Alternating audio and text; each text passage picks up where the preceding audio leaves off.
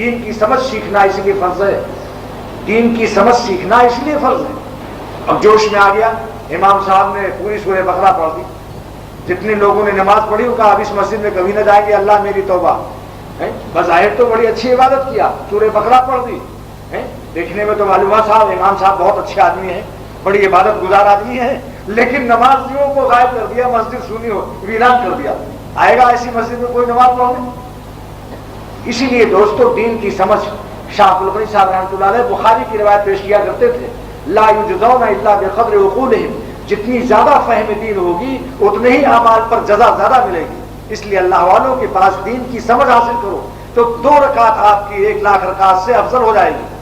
حاجی امداد اللہ صاحب رحمۃ اللہ علیہ مہاجر مکی فرمایا کرتے تھے کہ عارفین جو اللہ کی سمجھ رکھتے ہیں، اللہ کی عظمت اور اللہ کی معرفت حاصل کر چکے اللہ والوں کی صحبت سے، وہ 2 رکعت جب پڑھتے ہیں تو ان کا سجدہ ہوتا ہے، رکوع ہوتا ہے۔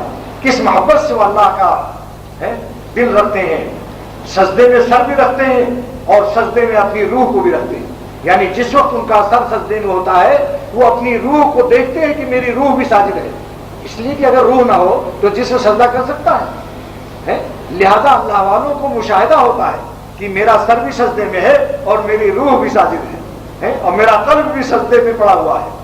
ان کا در ہے، ان کا میرا سر ہے اور ان کا آستان، میرا شعر ہے یہ سجدے پر، میرا سر ہے اور ان کا آستان ہے، زمین بھی میرے حق میں آسمان۔ زمین کو آسمان بنا لیتے ہیں اللہ والے سجدہ کر کے، ان کا سجدہ اتنا قیمتی ہوتا ہے۔ اگر سجدے میں سر رکھ دوں زمین کو آسمان کر دوں، خواجہ صاحب کا شعر، اگر سجدے میں سر رکھ دوں زمین کو آسمان کر دوں، تو تھوڑی عبادت۔ اسی لیے بزرگان دین فرماتے ہیں کہ اپنی نفلی عبادت چاہے کم کرو، اللہ والوں کی صحبت میں زیادہ رہو تاکہ دین کی سمجھ پیدا ہو، اللہ کی عظمت و بڑائی پیدا ہو، اللہ کی محبت اور معرفت نصیب ہو۔ تو پھر کیا ہوگا؟ 2 رکعت عارف کی، اللہ کو جس نے پہچان لیا، غیر عارف کی 1,00,000 رکعت سے اس کی افضل ہوگی۔ اس لیے میرے دوستو صحبت اہل اللہ کو ضروری سمجھو، تاکہ دین کی فہم پیدا ہو اور تھوڑی سی عبادت میں جان آ جائے، اور تھوڑی سی عبادت آپ کی لا یجزون الا بقدر عقولہم۔ بخاری کی روایت شاہ الغنی صاحب فرمایا کرتے تھے کہ عقل اور فہم ایسی نعمت ہے کہ جتنی زیادہ فہم ہوگی، اللہ کی جتنی زیادہ معرفت ہوگی اتنی ہی زیادہ جزا ملے گی۔ اب آپ دیکھیے صدیق اکبر رضی اللہ تعالیٰ عنہ کے بارے میں ملا علی قاری رحمۃ اللہ علیہ مشکات کی شرح میں روایت پیش کرتے ہیں کہ حضرت صدیق اکبر کے نوافل سے بہت سے صحابہ کی نفلیں زیادہ تھیں۔ حضرت ابوبکر صدیق رضی اللہ تعالیٰ عنہ کی نفلی عبادت سے بہت سے صحابہ کی نفلی عبادتیں زیادہ تھیں، تلاوت بھی زیادہ کرتے تھے اور عبادت بھی زیادہ کرتے تھے، لیکن صدیق اکبر کی کا درجہ کیوں زیادہ افضل ہوا؟ فرماتے ہیں ما فضل ابو بکر الناس، روایت نقل کرتے ہیں ملا علی قاری رحمۃ اللہ علیہ کہ صدیق اکبر کو لوگوں پر، تمام صحابہ پر فضیلت نہیں حاصل ہوئی، لا بکثرت عبادت، کثرت عبادت سے بھی نہیں، ولا بکثرت نوافل، ولا بکثرت فتویٰ، یعنی زیادہ دارالفتہ بھی نہیں تھا ان کے پاس، لیکن ولیکن بشیء مقترا فی صدرہ، لیکن صدیق اکبر کی جان میں، ان کے سینے میں کیا ایک چیز تھی جس کی وجہ سے ان کی 2 رکعت، ان کا اللہ، ان کی تلاوت کا درجہ بلند ہو جاتا۔ وہ کیا چیز ہے؟ ولیکن بشیء مقترا فی صدرہ، سینے میں ان کی ایک چیز اللہ کی طرف سے عطا ہوئی تھی حضور صلی اللہ علیہ وسلم کے فیضان صحبت سے، اس کا نام ہے نسبت مع اللہ، اللہ کی معرفت، اللہ کی سمجھ، اللہ کی محبت۔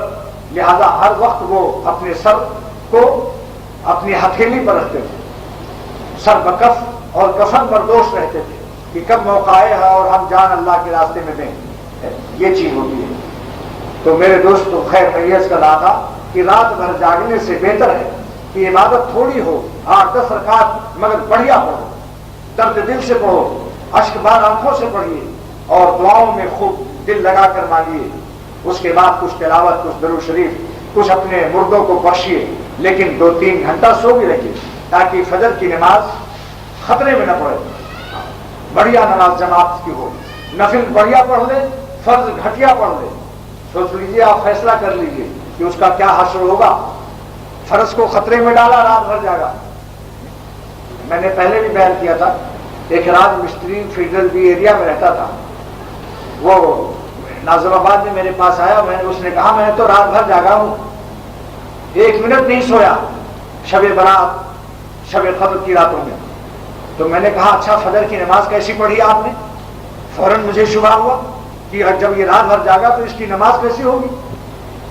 پرانے زمانے کے اولیاء اللہ کو قیاس مت کرو، اللہ نے ان کی صحت و قوت ایسی دی تھی کہ وہ فجر بھی بڑھیا پڑھتے تھے۔ ہمارے اب ڈاٹا کھا کر کے اب ہمارے اعصاب میں وہ جان نہیں، ہم ان کی نقل نہ کریں۔ لہذا میں نے ان سے پوچھا اچھا آپ نے فجر کی نماز پڑھی؟ انہوں نے کہا پڑھی۔ میں نے کہا کیسی پڑھی؟ انہوں نے کہا بڑی خراب پڑھی۔ میں نے کہا کیوں؟ کہنے لگے اللہ اکبر بس نیت باندھنا یاد ہے، اس کے بعد ساری نمازیں سوتے رہے۔ یعنی اس نے کہا مجھے اتحیات کی بھی خبر نہیں کہ میں نے پڑھی یا نہیں پڑھی۔ آپ بتلائیے یہ نماز ہے؟ ایسا جاگنا جائز ہوگا؟